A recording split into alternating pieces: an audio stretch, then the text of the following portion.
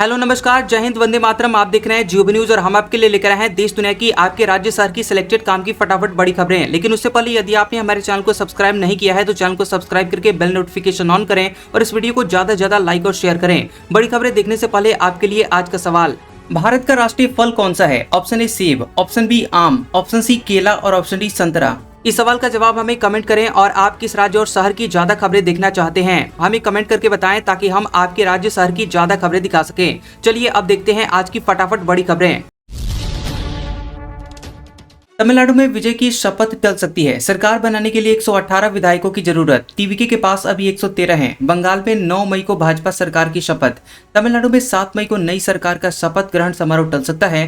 TVK chief विजय ने बुधवार को लोक भवन में राज्यपाल से मिलकर सरकार बनाने का दावा पेश किया। सूत्रों के मुताबिक विजय ने 113 विधायकों का समर्थन पत्र सौंपा है। समर्थन पत्र में टीवीके 107 और कांग्रेस के 5 विधायकों के हस्ताक्षर हैं। एएनआई सूत्रों के मुताबिक राज्यपाल राजेंद्र आर्लेकर ने 118 विधायकों के समर्थन के पत्र की मांग की है। इस पर विजय ने समर्थन के लिए समय मांगा है। 234 सदस्यीय विधानसभा में टीवीके की 108 सीटें हैं, लेकिन विजय 2 सीटों पर जीते हैं, इसलिए एक सीट छोड़ने पर ये 107 रह जाएगी।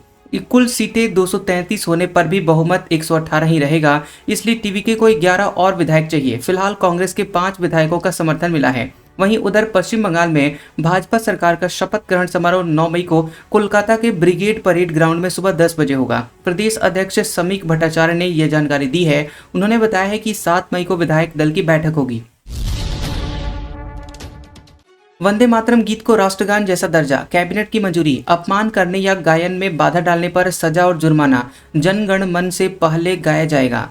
केंद्र सरकार ने वंदे मातरम को राष्ट्रगान जन गण मन के समान दर्जा देने का फैसला किया है। पश्चिम बंगाल विधानसभा चुनाव में भाजपा को जीत मिली है, जिसके बाद पीएम नरेंद्र मोदी की अध्यक्षता में हुई कैबिनेट की पहली बैठक में यह फैसला लिया गया। बैठक में राष्ट्रीय गौरव अपमान निवारण अधिनियम में संशोधन के प्रस्ताव को मंजूरी दी गई है। कैबिनेट के फैसले के मुताबिक बंकिम चंद्र चटर्जी रचित वंदे मातरम पर अब वही नियम और पाबंदियां लागू होंगी जो वर्तमान में राष्ट्रगान पर लागू हैं, यानी कि इसके अपमान या गायन में बाधा डालने की स्थिति में सजा होगी। और अभी राष्ट्रीय ध्वज, संविधान और राष्ट्रगान के अपमान पर जेल, जुर्माना या दोनों का प्रावधान है और अब वंदे मातरम भी इसमें शामिल किया जाएगा।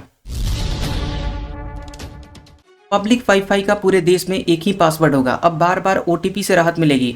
देश में 4 लाख हॉटस्पॉट, ट्राई ने सुझाव मांगे। सरकार पीएम वाणी की विफलता से सबक लेते हुए एक नया और उन्नत पब्लिक वाईफाई सिस्टम लाने की तैयारी कर रही है। इस नई व्यवस्था का उद्देश्य यूजर अनुभव को बेहतर बनाना और डिजिटल भुगतान को अधिक सुरक्षित बनाना है। अब यूजर्स को हर हॉटस्पॉट के लिए अलग ओटीपी की जरूरत नहीं होगी। देश भर में फैले 4 लाख हॉटस्पॉट पर एक ही ओटीपी या पासवर्ड से लॉगिन किया जा सकेगा। दूरसंचार नियामक ट्राई ने इसका परामर्श पत्र जारी करके लोगों से सुझाव मांगे हैं। सार्वजनिक वाईफाई को सुरक्षित बनाने के लिए वाईफाई प्रोटेक्टेड एक्सेस 3 जैसे मानक लागू होंगे और इससे भीड़भाड़ वाले इलाकों में भी सुरक्षित यूपीआई और डिजिटल पेमेंट के लिए अतिरिक्त सुरक्षा कवर मिलेगा। योगी बोले, जीरो टॉलरेंस से यूपी में निवेश बढ़ा। प्रयागराज में कहा, हमारी उदारता को कोई हमारी व्यवस्था समझने की भूल ना करे। प्रयागराज में नॉर्थ टेक सिंपोजियम 2026 के अंतिम दिन सीएम योगी पहुंचे। उन्होंने कहा कि यूपी में जीरो टॉलरेंस की नीति लागू करने के बाद प्रदेश में निवेश और निवेशक बढ़े हैं। उन्होंने कहा कि आज हम सामरिक और आंतरिक शक्ति को इसलिए बढ़ा नहीं रहे हैं कि हमें किसी पर आक्रमण करना है, अपितु इसलिए कि हमारी उदारता से को कोई हमारी व्यवस्था न समझने की भूल करे। वहीं राष्ट्र की समृद्धि के लिए सामर्थ्य होना अनिवार्य है। समृद्धि केवल संसाधनों से नहीं आती, इसके लिए सुरक्षा, स्थिरता और सामर्थ्य का मजबूत आधार उतना ही आवश्यक होता है। सैमसंग इलेक्ट्रॉनिक्स की मार्केट वैल्यू $1 ट्रिलियन पार, ऐसा करने वाली एशिया की दूसरी कंपनी बनी। एआई चिप्स की मांग से साल भर में शेयर 4 गुना बढ़ा। साउथ कोरिया की दिग्गज कंपनी सैमसंग इलेक्ट्रॉनिक्स की मार्केट वैल्यू $1 ट्रिलियन यानी करीब 95.08 लाख करोड़ रुपए के पार हो गई है। आर्टिफिशियल इंटेलिजेंस यानी एआई चिप्स की बढ़ती हुई मांग के कारण दुनिया की इस सबसे बड़ी मेमोरी चिप मेकर कंपनी के शेयरों में पिछले 1 साल में करीब 400% की तेजी देखने को मिली है। बुधवार को कारोबार के दौरान सैमसंग के शेयरों में 15% का उछाल आया। इसके साथ ही ताइवान की टीएसएमसी के बाद सैमसंग ये मुकाम पाने वाली एशिया की दूसरी कंपनी बनी है। सोना 3000 बढ़कर 1,51,000 रुपए पर पहुंचा। इस साल 18,000 रुपए महंगा हो चुका है। चांदी 6,000 रुपए बढ़कर 2,46,000 रुपए किलो हुई। सोने चांदी के दाम में बढ़त देखने को मिली। India bullion and jewellers association IBJA के मुताबिक 10 ग्राम 24 कैरेट सोना 3,000 रुपये बढ़कर 1,51,000 रुपये पर पहुंच गया है। इससे पहले ये 1,48,000 रुपये पर था। वहीं 1 किलो चांदी 6,000 रुपये बढ़कर 2,46,000 रुपये पर पहुंच गई है और इससे पहले चांदी की कीमत 2,40,000 रुपये थी और 29 जनवरी को सोने ने 1,76,000 रुपये और चांदी ने 3,86,000 रुपये का ऑल टाइम हाई बनाया था। कर्ज से परेशान पाकिस्तान ने शराब एक्सपोर्ट शुरू किया। गैर मुस्लिम देशों को सप्लाई 50 साल पहले इस्लाम का हवाला देकर बैन किया था। कर्ज से जूझ रहे पाकिस्तान ने 50 साल बाद फिर से दूसरे देशों को शराब बेचना शुरू कर दिया है। देश की इकलौती लोकल कंपनी मरी ब्रूअरी ने अप्रैल 2026 में ब्रिटेन, जापान, पुर्तगाल, थाईलैंड जैसे देशों को बियर और अन्य अल्कोहलिक ड्रिंक्स एक्सपोर्ट की है। कंपनी के एक्सपोर्ट मैनेजर रमीज शाह के मुताबिक अभी शुरुआत में विदेशों में नेटवर्क बनाया जा रहा है और आगे चलकर प्रोडक्शन बढ़ाने की योजना है। पाकिस्तान में मुस्लिम आबादी के लिए करीब 50 साल पहले इस्लामिक नियमों का हवाला देकर शराब पर बैन लगाया गया था। इसके बाद शराब का एक्सपोर्ट भी बंद हो गया था, इसलिए पाकिस्तान में गैर मुसलमानों के लिए कुछ छूट थी। रिपोर्ट के मुताबिक ईरान जंग 48 घंटे में खत्म हो सकती है। 14 शर्तों का समझौता तैयार। अमेरिका ईरानी प्रॉपर्टी लौटाएगा। ईरान होर्मुज खोलेगा। न्यूक्लियर प्रोग्राम रोकेगा। अमेरिका और ईरान में युद्ध खत्म करने को और परमाणु बातचीत का रास्ता तय करने के बेहद करीब पहुंच गए हैं। अमेरिकी वेबसाइट एक्सियोस की रिपोर्ट के मुताबिक ईरान 48 घंटे के भीतर सीज फायर को लेकर सहमति दे सकता है। दोनों देशों के बीच 14 पॉइंट वाला समझौता MOU तैयार है और हालांकि अभी ये फाइनल नहीं हुआ है, लेकिन बातचीत पहले से ज्यादा आगे बढ़ चुकी है। समझौते की कुछ अहम शर्तें इस प्रकार हैं। सबसे पहले तो युद्ध खत्म करने की घोषणा होगी। 30 दिन तक दोनों देशों की विस्तृत बातचीत चलेगी और इसमें होर्मुज परमाणु कार्यक्रम, अमेरिकी प्रतिबंधों में ढील जैसे मुद्दे होंगे। दोनों देशों के बीच बातचीत के बाद इस्लामाबाद या फिर जिनेवा जैसे शहरों का विचार हो रहा है।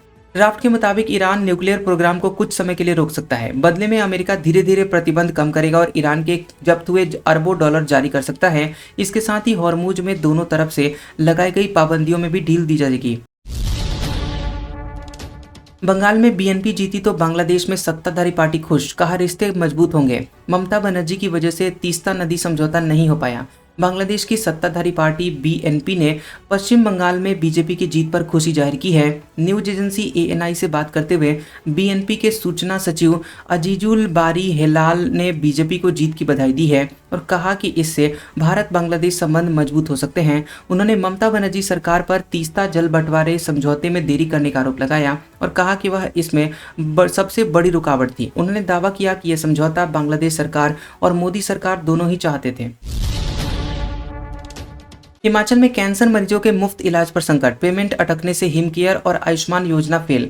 जन औषधि केंद्र खाली। मरीज बाजार भरोसे। हिमाचल प्रदेश में 5 लाख रुपए तक के मुफ्त उपचार वाली हिमकेयर और आयुष्मान योजना का मरीजों को फायदा नहीं मिल रहा है और इन दोनों स्कीमों के कार्ड धारकों को दवाइयां ओपन मार्केट से महंगे दामों पर खरीदनी पड़ रही हैं, जिससे कैंसर मरीजों पर आर्थिक बोझ पड़ रहा है। कैंसर के state level hospital IGMC Shimla में उपचार करवा रहे मरीजों व उनके तीमारदारों में सरकार के खिलाफ रोष व्याप्त है और लोगों का कहना है कि सरकार के जन औषधि केंद्र में सस्ती दवाइयां तो मिल रही हैं, लेकिन कीमोथेरेपी की महंगी दवाइयां और इंजेक्शन लंबे समय से उपलब्ध नहीं है। इससे गरीब और मध्यम वर्ग के मरीजों को कैंसर का उपचार मुश्किल हो गया है और कई लोग उधार मांगकर उपचार करवा रहे हैं। बंगाल हार के बाद अखिलेश यादव ने आईपैक से कॉन्ट्रैक्ट तोड़ा। कहा मेरे पास पैसे नहीं हैं। ममता का चुनावी कैंपेन इसी कंपनी ने संभाला था। पश्चिम बंगाल चुनाव के नतीजों के बाद समाजवादी पार्टी प्रमुख अखिलेश यादव ने चुनावी रणनीति बनाने वाली कंपनी आईपैक के साथ करार तोड़ दिया है। अखिलेश ने लखनऊ में प्रेस कॉन्फ्रेंस करके कहा कि हाँ, हमारा संबंध उनसे था। कुछ महीने हमारे साथ उन्होंने काम किया, लेकिन अब हम साथ काम नहीं कर पा रहे हैं क्योंकि हमारे पास फंड की कमी है। हम इतना फंड नहीं दे सकते। अखिलेश यादव ने कहा कि कुछ लोगों ने हमें चुनाव जितवाने वाली कंपनी के बारे में बताया, सलाह दी है कि सी वोटर से सर्वे करवाइए। एक ABM कंपनी है, उसको साथ रखिए। सोशल मीडिया पर किसी के खिलाफ नकारात्मक प्रचार करना हो तो 360 डिग्री कंपनी से जुड़िए और उसको फंडिंग करिए। मंत्री बनेंगे निशांत। शपथ के लिए यात्रा कैंसिल की। अनंत सिंह बोले नीतीश से बेहतर काम करेंगे निशांत। JDU ने CM को सौंपी मंत्रियों की लिस्ट। नीतीश कुमार के बेटे निशांत कुमार सम्राट कैबिनेट में मंत्री बनेंगे। गांधी मैदान में मंत्री पद की वो शपथ लेंगे। बताया जा रहा है कि देर रात चली JDU नेताओं की मीटिंग के बाद निशांत के मंत्री बनने के लिए मान गए हैं और इसी बीच 7 मई को होने वाली उनकी सद्भावना यात्रा भी कैंसिल की गई है और वे समारोह में शामिल होंगे और इसलिए उनकी यात्रा एक दिन के लिए कैंसिल की गई है। 9 मई से दोबारा उनकी यात्रा फिर से शुरू होगी। शेड्यूल जल्द जारी की जाएगी और 7 सर्कुलर रोड स्थित नीतीश कुमार के आवास पर जदयू नेताओं की बैठक हुई थी और बैठक में मंत्रियों के नाम पर नीतीश कुमार ने फाइनल मुहर लगाई। जदयू की तरफ से मंत्रियों की लिस्ट सीएम सम्राट को सौंपी गई है। असम के 126 विधायकों में से 63 दोबारा जीते, 107 एमएलए करोड़पति हैं। बदरुद्दीन की संपत्ति 226 करोड़। कांग्रेस के 16 विधायकों पर क्रिमिनल केस है। असम विधानसभा चुनाव के नतीजे आ चुके हैं और 126 विधायकों में से आधे विधायक यानी कि 63 ही दोबारा चुने गए हैं और नए चुने गए सभी विधायकों में से 21 यानी 17% पर आपराधिक और 19 यानी 15% पर गंभीर आपराधिक मामले दर्ज हैं। एसोसिएशन फॉर डेमोक्रेटिक रिफॉर्म्स यानी एडीआर ने ये रिपोर्ट जारी की है। रिपोर्ट के मुताबिक 3 विधायकों पर मर्डर की कोशिश और 2 पर महिलाओं के खिलाफ अत्याचार का केस है। 2011 में गंभीर अपराध वाले विधायकों की संख्या 8 थी, जो 2026 में बढ़कर 19 यानी दोगुने से ज्यादा हो गई है। नई विधानसभा में 107 यानी 85% विधायक करोड़पति हैं। 2011 में यह संख्या 47 यानी 37% थी। 25 विधायकों की संपत्ति 10 करोड़ से ज्यादा है और भाजपा के 74 विधायक करोड़पति हैं। एआईयूडीएफ के मोहम्मद बदरुद्दीन अजमल की संपत्ति सबसे ज्यादा 226 करोड़ है। वह परफ्यूम के जाने माने ब्रांड अजमल के ऑनर हैं। S-400 के 5 नए स्क्वाड्रन खरीदने की तैयारी। एक स्क्वाड्रन में 8 लॉन्चर और हर लॉन्चर में 4 मिसाइल, 1 लाख करोड़ रुपए का सौदा। भारत सरकार S-400 मिसाइलों के 5 नए स्क्वाड्रन खरीदने की तैयारी कर रही है और इसके एक स्क्वाड्रन में 8 लॉन्चर होते हैं और हर एक लॉन्चर में 4 मिसाइल कंटेनर होते हैं। इस हिसाब से करीब 32 बड़ी मिसाइलें मिलेंगी और पिछले साल 7 से 10 मई के बीच ऑपरेशन सिंदूर में हमारे एयर डिफेंस सिस्टम की S-400 मिसाइलों ने पाकिस्तान में 300 किलोमीटर अंदर घुसकर कहर बरपाया था और अब हमारे रक्षा बेड़े में उनकी तादाद बढ़ने जा रही है। बंगाल में भाजपा को टीएमसी से 32 लाख ज्यादा वोट। एसआईआर से हर सीट पर 30,000 वोटर हटे। 176 सीटों पर इतने ही मार्जिन से जीत। पश्चिम बंगाल विधानसभा चुनाव में भाजपा को एक तरफा जीत मिली है। भाजपा को 207 और टीएमसी को 80 सीटें मिली। भाजपा को कुल 2,92,24,804 वोट मिले। वहीं तृणमूल को 2,60,13,377 वोट मिले हैं। बीजेपी को टीएमसी से 32,11,427 वोट ज्यादा मिले, यानी कि 293 सीटों के हिसाब से भाजपा को हर सीट पर औसतन 10,960 वोट ज्यादा मिले हैं। राज्य में स्पेशल इंसेंटिव रिवीजन यानी एसआईआर से कुल 91 लाख वोट कटे हैं, यानी हर सीट पर औसतन 30,000 वोटरों के नाम कटे हैं। कुल 293 सीटों में से 176 पर जीत का अंतर 30,000 से कम है और 117 सीटों पर 30,000 से अधिक रहा। ऐसे में टीएमसी अब चुनाव नतीजों को कोर्ट में चुनौती दे सकती है। सुप्रीम कोर्ट में जजों की संख्या बढ़कर 37 होगी। कैबिनेट ने प्रस्ताव को मंजूरी दी। संसद के अगले सत्र में बिल पेश होगा।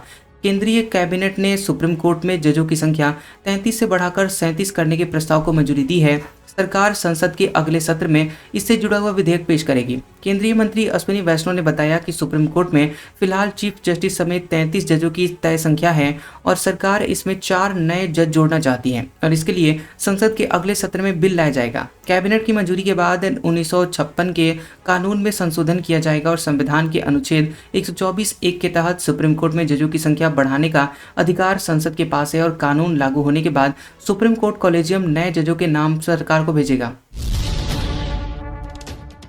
छत्तीसगढ़ में भारी बारिश से हाईवे डूबा, घरों में पानी। यूपी के गाजियाबाद में ओले गिरे। एमपी बिहार में बारिश। राजस्थान में तापमान 40 डिग्री सेल्सियस से नीचे।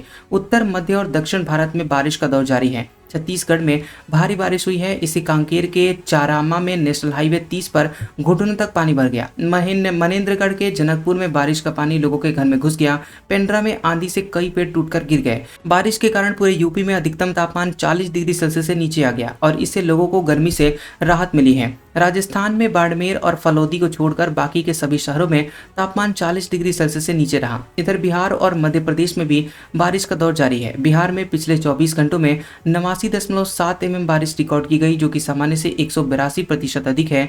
राज्य में 7 मई तक आंधी बारिश जारी रहेगी। एमपी के 28 जिलों में तेज आंधी के साथ ही बारिश का अलर्ट जारी किया गया है। आज का सुविचार, कोई लड़की के पीछे पागल है तो कोई पैसों के, लेकिन जिंदगी उसकी बनी जो सपनों के पीछे पागल है। कैसा लगा ये वीडियो हमें कमेंट सेक्शन में जरूर बताएं। वीडियो पसंद आया हो तो वीडियो को लाइक और शेयर करें और ऐसी इंटरेस्टिंग वीडियोस देखने के लिए हमारे चैनल जियोबी न्यूज को सब्सक्राइब करें और बेल आइकॉन को दबाएं। और हमारे ओल्ड और लेटेस्ट वीडियोस देखने के लिए हमारे प्लेलिस्ट और कम्युनिटी टैब को जरूर चेक करें। तो मिलते हैं अगले वीडियो में, तब तक के लिए आपका शुक्रिया।